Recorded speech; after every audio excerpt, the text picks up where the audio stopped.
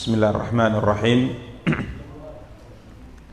Assalamualaikum warahmatullahi wabarakatuh.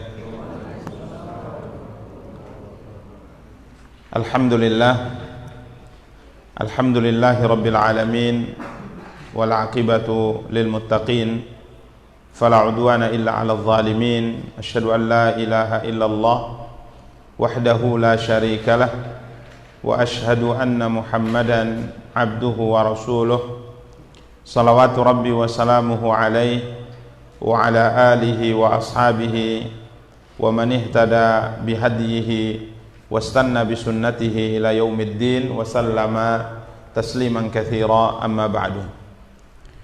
Ikhwani wa akhawati kaum muslimin, kaum muslimat, rahimani wa rahimakumullahu jami'a. Biidznillah, pada kesempatan yang berbahagia kali ini kita akan kembali melanjutkan kajian dan pembahasan kita, mencoba untuk membaca dan menjelaskan kitab Riyadhus Shalihin karya Imam Abu Zakaria Yahya bin Sharaf An-Nawawi rahimahullahu ta'ala, yang pada pertemuan yang lalu alhamdulillah kita masih mengkaji bab ke-31, bab mendamaikan di antara sesama manusia.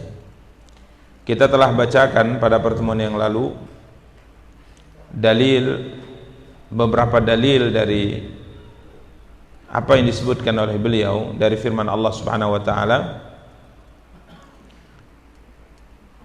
di mana kita telah bacakan 3 dalil. Pertama, apa yang difirmankan oleh Allah Subhanahu wa taala dalam surat An-Nisa ayat 114. Kemudian kita juga telah bacakan apa yang Allah Subhanahu wa taala firmankan dalam surat yang sama, An-Nisa ayat 128. Kemudian secara singkat kita telah bacakan dalil ketiga yang disebutkan oleh beliau, surat Al-Anfal ayat yang pertama. Firman Allah Subhanahu wa taala, fattaqullaha wa aslihu dzata bainikum. Maka bertakwalah kepada Allah Subhanahu wa taala dan perbaikilah hubungan di antara sesama kalian.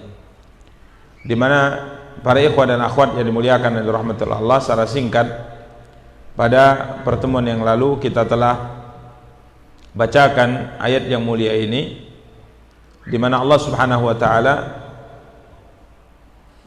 menjelaskan tentang harta rampasan perang.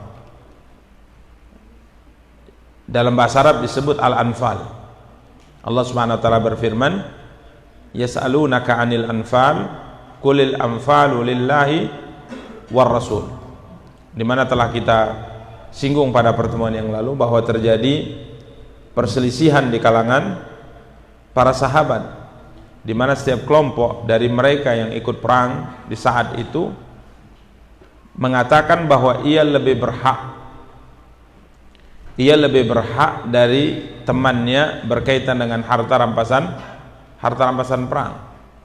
Orang-orang yang berada di garis depan, yang mengusir musuh, ya, yang mengejar musuh, mereka mengatakan bahwa kamilah yang lebih berhak dengan harta rampasan perang.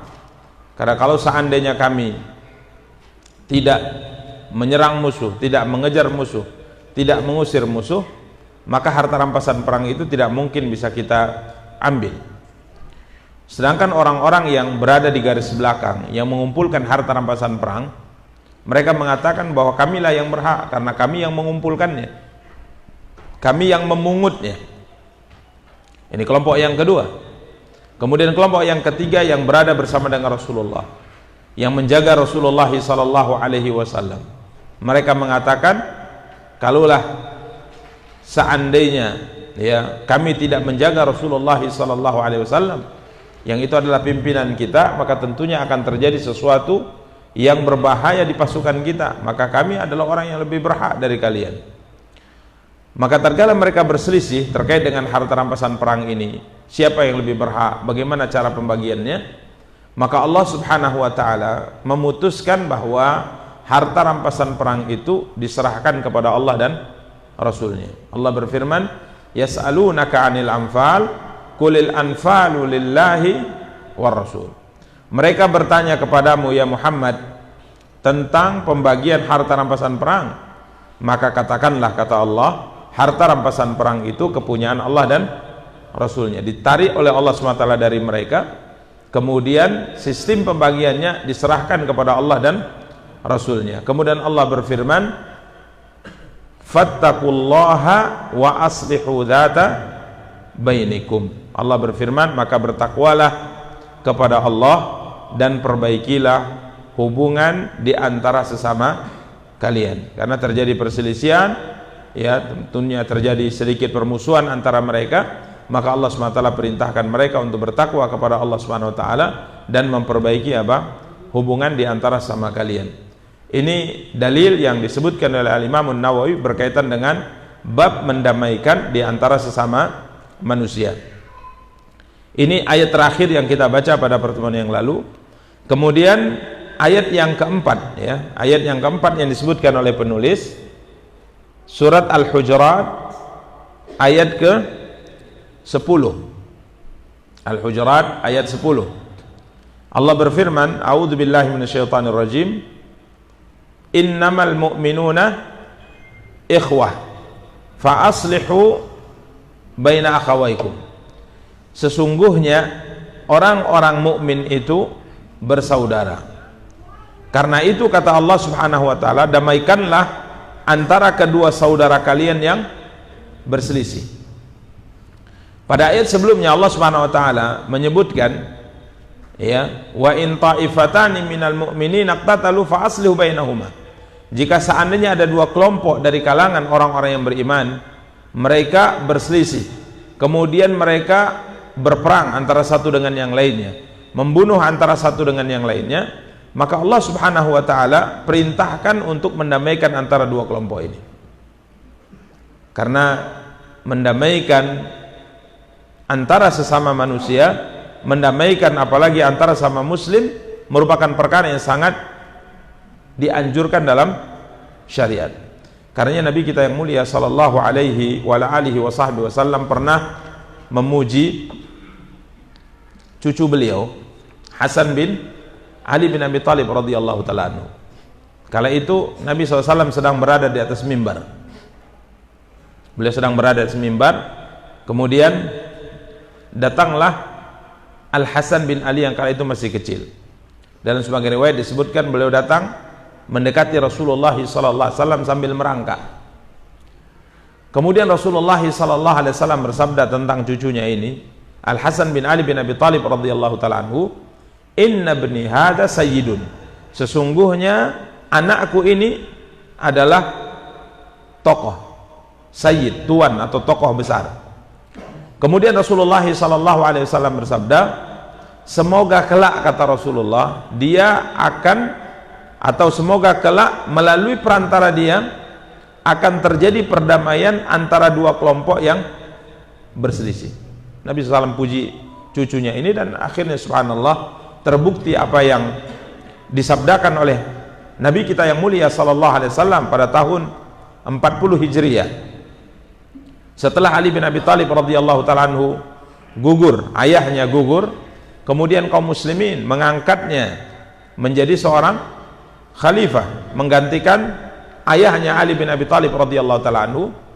Maka kala itu Muawiyah bin Abi Sufyan, ya, Muawiyah bin Abi Sufyan radhiyallahu ta'ala anhu juga masih berpegang teguh dengan ijtihad beliau, sehingga kala itu hampir atau sudah terbayang di mata kaum muslimin kembali terulang sejarah perang saudara sebagaimana yang terjadi tatkala Ali masih hidup, yang dikenal dengan perang Siffin. Maka subhanallah, Hasan bin Ali kala itu berkata, sesungguhnya ubun-ubun semua orang Arab itu ada di tanganku. Artinya beliau menjabat sebagai seorang khalifah dan beliau bisa menggerakkan semua bangsa Arab untuk terjun ke medan perang melawan Muawiyah bin Abi Sufyan radhiyallahu ta'ala. Tapi kemudian beliau mengatakan, hari ini, kata beliau, aku turun dari jabatanku sebagai seorang khalifah dan aku serahkan jabatan ini kepada siapa? Muawiyah bin Abi Sufyan. Sehingga akhirnya dua kelompok ini yang tadinya berselisih dari zaman Ali masih hidup sampai beliau terbunuh, perselisihan itu belum juga selesai dan bisa didamaikan di zaman siapa? Hasan bin Ali. Sehingga tahun itu, tahun 40 Hijriah, dikenal dalam sejarah dengan Amul Jamaah, tahun persatuan, di mana kelompok-kelompok kaum muslimin yang berselisih saat itu bersatu di bawah satu kepemimpinan Muawiyah bin Abi Sufyan radhiyallahu ta'ala anhu. Karena itu, para ikhwah dan akhwat yang dimuliakan dan dirahmati oleh Allah, mendamaikan antara kaum muslimin, mendamaikan antara manusia sehingga tidak terjadi perselisihan di kalangan mereka, ini merupakan perkara yang sangat dianjurkan dalam Islam. Karenanya Allah SWT berfirman dalam surat Al-Hujurat ayat 10 ini, innamal mu'minuna ikhwah, sesungguhnya orang-orang mukmin itu bersaudara. Kemudian Allah memotivasi kita, jika saat ini terjadi perselisihan antara sama kita, maka Allah SWT perintahkan kita untuk berdamai. Allah SWT perintahkan kita untuk mendamaikan kedua saudara kalian yang berselisih. Berikutnya kita akan masuk mulai membaca hadis-hadis yang disebutkan oleh beliau dari Nabi kita yang mulia Muhammad sallallahu alaihi wasallam. Yang pertama, hadis nomor 253. Hadis yang diriwayatkan oleh Abu Hurairah, beliau berkata, Rasulullah sallallahu alaihi wasallam bersabda, kullu sulama minan nasi alaihi sadaqah.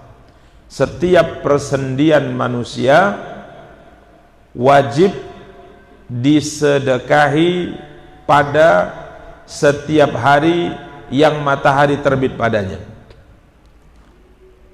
Rasulullah SAW bersabda, setiap persendian di tubuh kita sebagai seorang manusia, sebagai bentuk syukur kita atas nikmat persendian ini, maka kita diperintahkan oleh syariat untuk bersedekah setiap harinya sebanyak jumlah persendian yang ada di tubuh kita. Dan para ulama mengatakan bahwa persendian di tubuh kita jumlahnya lebih dari 300 persendian. Berarti satu hari kita mesti bersedekah sebanyak itu pula. 300 lebih sedekah. Saya tidak ingat 300 berapa, mungkin ada yang ingat. 360 kurang lebih, atau lebih atau kurang, intinya 300 lebih persendian. Ya, tangan saja sudah berapa ini persendian? Ada 300 persendian di tubuh kita, 300 lebih. Setiap harinya Rasulullah sallallahu alaihi wasallam bersabda, kullu sulama minan nasi alaihi sadaqah. Setiap harinya mesti kita bersedekah sebagai bentuk syukur atas anugerah persendian ini yang Allah berikan kepada kita. Setiap harinya kita bersedekah sebanyak atau sejumlah persendian tersebut. Sehingga disebutkan dalam sebagian riwayat, sebagian para sahabat kala itu bertanya-tanya, bukan sedikit bersedekah sebanyak berapa? 300 lebih. Ya. Maka Nabi kita yang mulia sallallahu alaihi wasallam menyebutkan bahwa sedekah itu bentuknya banyak. Alhamdulillah, ini karunia siapa? Karunia Allah. Maka Nabi mulai sebutkan, ta'dilu bainal itsnaini shadaqah. Mendamaikan antara dua orang yang berselisih terhitung satu sedekah. Kemudian Nabi sallallahu alaihi wasallam bersabda, wa tu'inur rajula fi dabbatihi fatahmiluhu 'alaiha aw tarfa'u lahu 'alaiha mata'ahu sadaqah. Membantu ya seorang dalam kendaraannya. Artinya mungkin ada orang yang hendak naik di kendaraannya agak susah, kemudian kita bantu dia, maka terhitung apa? Sedekah. Bahkan fatahmiluhu 'alaiha, disebutkan bahwa memboncengnya atau mengangkatkan barangnya itu juga ternilai apa? Sedekah. Jadi bentuknya banyak. Au tarfa'u lahu 'alaiha mata'ahu sadaqah. Jadi kita bonceng dia, hitung satu sedekah. Ada teman kita yang tidak punya kendaraan, kemudian kita bonceng, itu terhitung satu sedekah. Atau kita angkatkan barangnya ke atas kendaraannya, dia punya barang, hendak mengangkut ke atas kendaraannya, kemudian kita bantu, maka ini terhitung satu sedekah. Wal kalimatu thayyibatu sadaqah. Kemudian Rasulullah SAW bersabda, ucapan yang baik itu apa? Terhitung sedekah. Ucapan yang baik apa saja iya. Karena dalam sebagian riwayat, subhanallah itu terhitung satu sedekah. Kemudian kita mengatakan alhamdulillah terhitung satu sedekah. Kemudian kita mengatakan Allahu Akbar terhitung satu sedekah. Karenanya kalau kita setiap sholat berzikir subhanallah berapa kali? 33 kali. Alhamdulillah berapa? 33 kali. Allahu Akbar 33 kali. Kemudian disempurnakan sehingga 100 berapa? Apa yang diucapkan? La ilaha illallah wahdahu la syarikalah lahul mulku wa lahul hamdu yuhyi wa yumitu wa huwa ala kulli syai'in qadir. Berarti sudah 100 apa? Sedekah. Itu salat subuh. Kemudian salat zuhur 200. Salat asar 300. Berarti kekurangannya cari yang lain, karena ini satu hari terbitnya matahari sampai tenggelam, sisanya cari yang lain. Artinya para ikhwah dan akhwat yang dimuliakan dan dirahmati oleh Allah, Nabi sampai mengatakan wa tumitul adza anit tariqi sadaqah. Beliau mengatakan dan kamu menyingkirkan gangguan dari tengah jalan adalah apa? Sedekah. Ada gangguan, contoh misalnya ada batu besar, kita berhenti kemudian kita singkirkan. Kemudian ada kayu, kemudian kita singkirkan. Ada paku, kita singkirkan. Ada apa lagi? Hah? Apa? Ada gerobak, ada ban, nah kita singkirkan. Ini subhanallah, ini semua nilainya apa? Sedekah. Dan pernah kita kaji bahwa jika seandainya menyingkirkan gangguan di jalan adalah sedekah, berarti memasang atau meletakkan gangguan di jalan adalah dosa. Ya, misalnya profesinya tukang tampal ban, nebar paku, satu paku pun diletak itu dosa. Ya, atau mungkin kita buat yang lainnya sehingga akhirnya menyulitkan orang untuk lewat, ini dosa. Ini dosa. Karena subhanallah para ikhwah dan akhwat yang dimuliakan dan dirahmati Allah, ini berkaitan dengan hadis ini, kullu sulama minan nasi alaihi sadaqah. Setiap persendian manusia wajib disedekahi pada setiap hari yang matahari terbit padanya. Dan itu kalau kita hitung-hitung sebagaimana kita sebutkan tadi, jika kita benar-benar melakukan beberapa amal sunnah saja, itu sebenarnya sudah apa? Terpenuhi.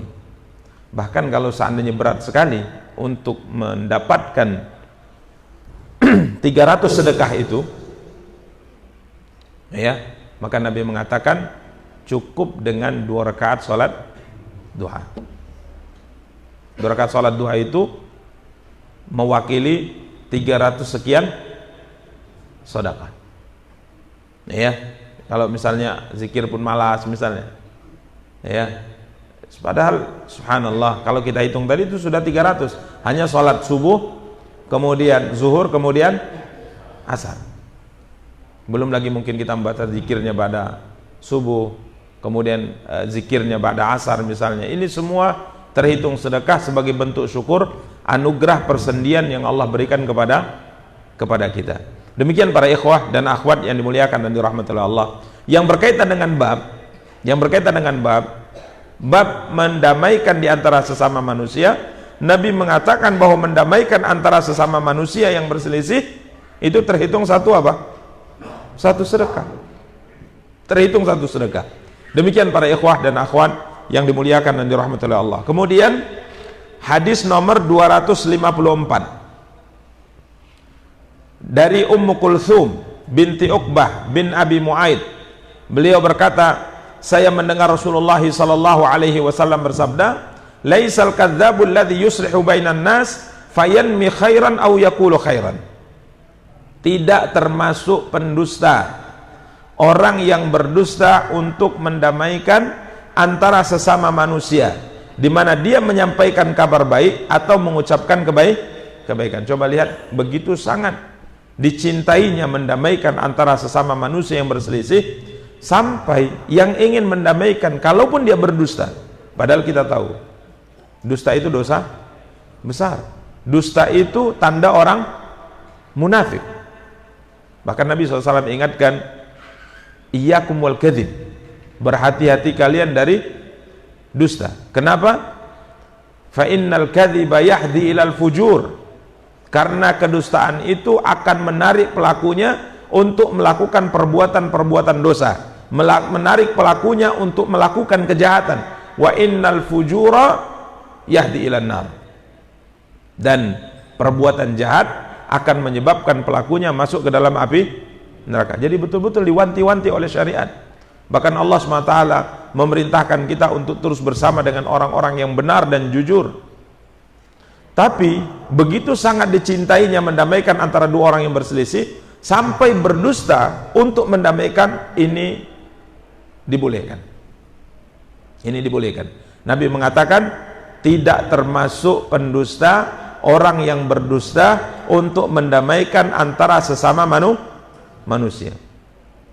Contoh misalnya, para ulama tatkala mensyarah ini mengatakan, contoh misalnya tatkala ada dua orang berselisih yang sudah tidak lagi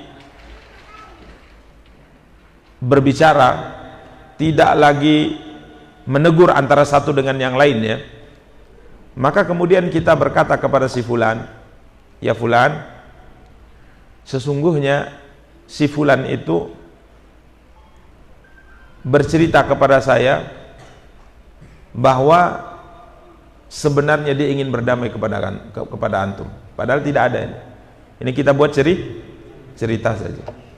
Dia ingin berdamai, dia menyesali perbuatannya, tapi dia malu. Dia cerita sama saya.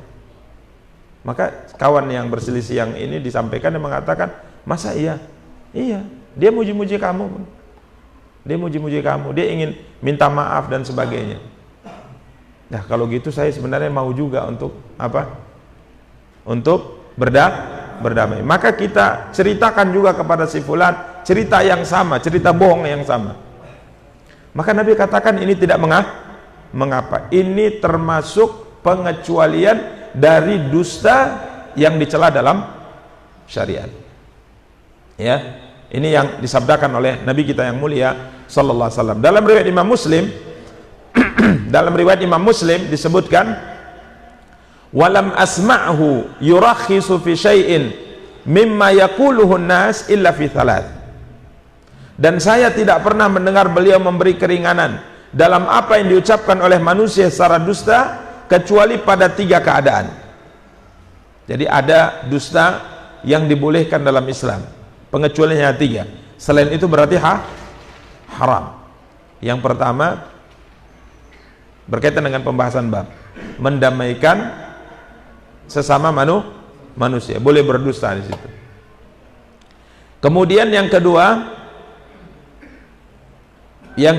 kata Rasulullah sallallahu alaihi wa ala alihi wasallam, atau yang pertama adalah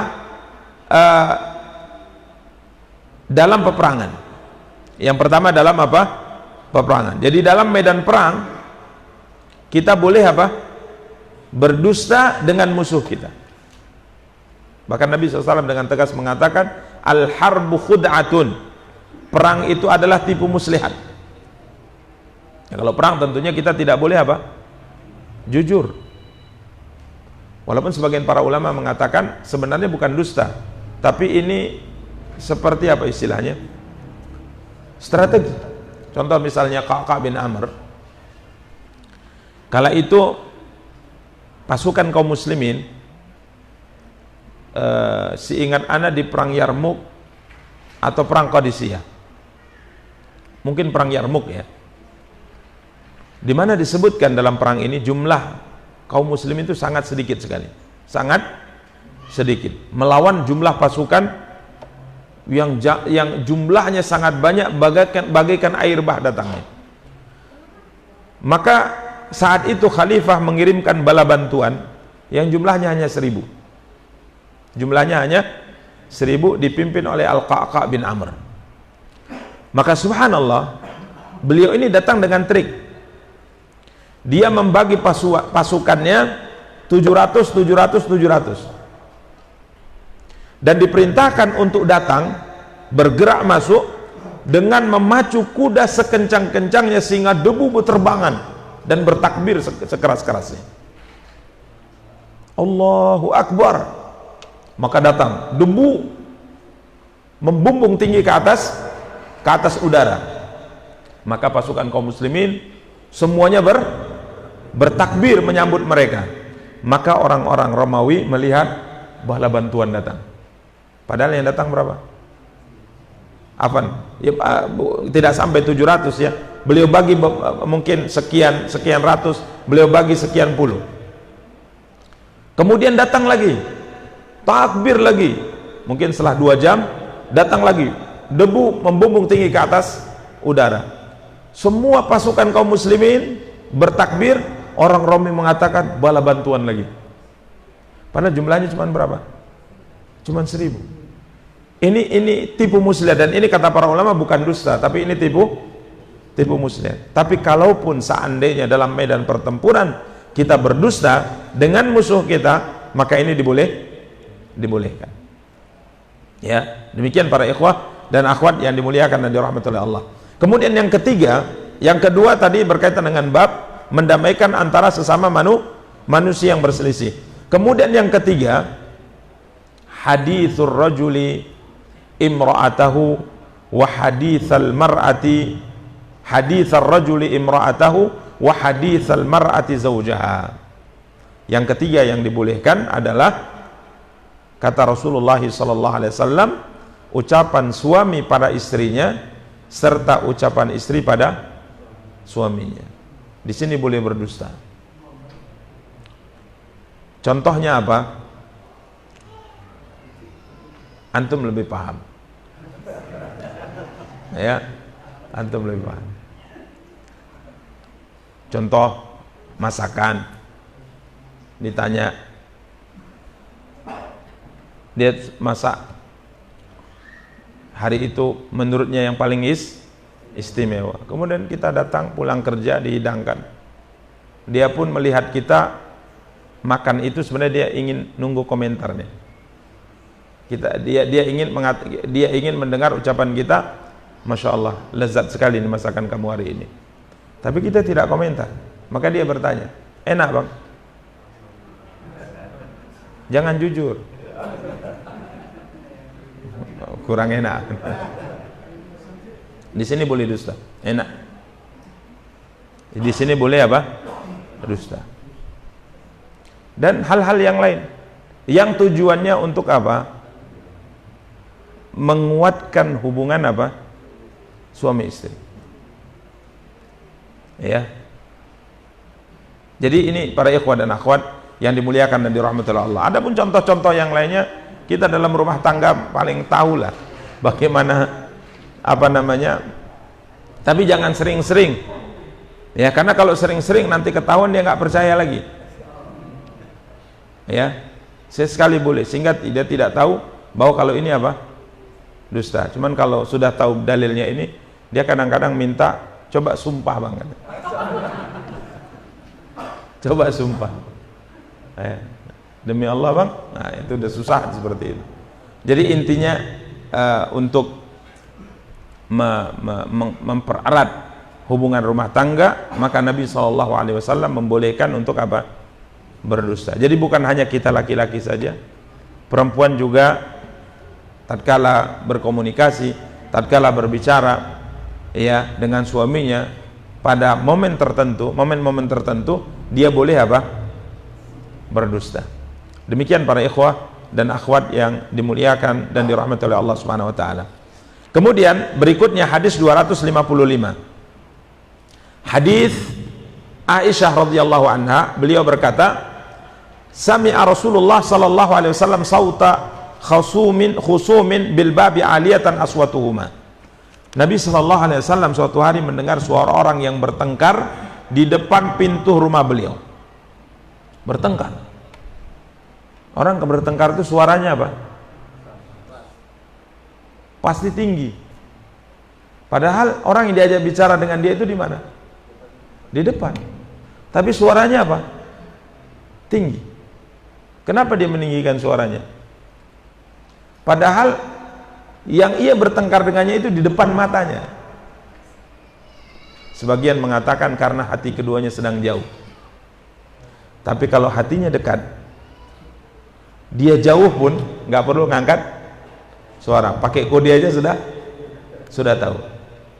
Ini subhanallah, kedekatan hati itu mempengaruhinya. Sehingga suara mereka pun tinggi di depan pintu Rasulullah SAW.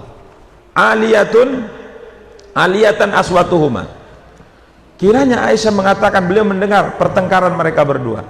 Yang satunya meminta agar temannya itu membebaskan hutangnya. Rupanya ini kawan punya hutang tak dibayar. Yang kawannya emosi. Kenapa kok gak bayar? Dia mengatakan saya tidak sanggup. Mohon maaf, kalau bisa tolonglah ikhlaskan hutangmu. Bahkan dia minta jangan terlalu kasar dengan saya. Jangan terlalu kasar dengan saya. Maka orang yang menghutangi ini berkata, wallahi la af'al. Angkat suaranya, marah, emosi dia, mengatakan demi Allah saya tidak akan melakukannya. Jadi tatkala mengatakan hapus hutang saya, demi Allah saya tidak melakukannya. Dia mengatakan kalau demikian berbicara bagus-bagus dengan saya, demi Allah saya tidak melakukannya. Nabi dengar. Maka Nabi keluar. Kemudian Nabi SAW katakan, siapa tadi yang bersumpah dengan menyebut nama Allah, bahkan dia bersumpah untuk tidak melakukan kebaikan? Temannya tadi kan meminta dia untuk melakukan kebaikan, tapi dia mengatakan pakai nama Allah, demi Allah saya tidak akan mau menghalalkan hutangmu. Ucapanmu jangan terlalu kasar, demi Allah saya tidak akan berkata baik kepada kamu. Maka Nabi mengatakan, siapa tadi berani bersumpah menyebut nama Allah kemudian bersumpah tidak akan melakukan kebaikan?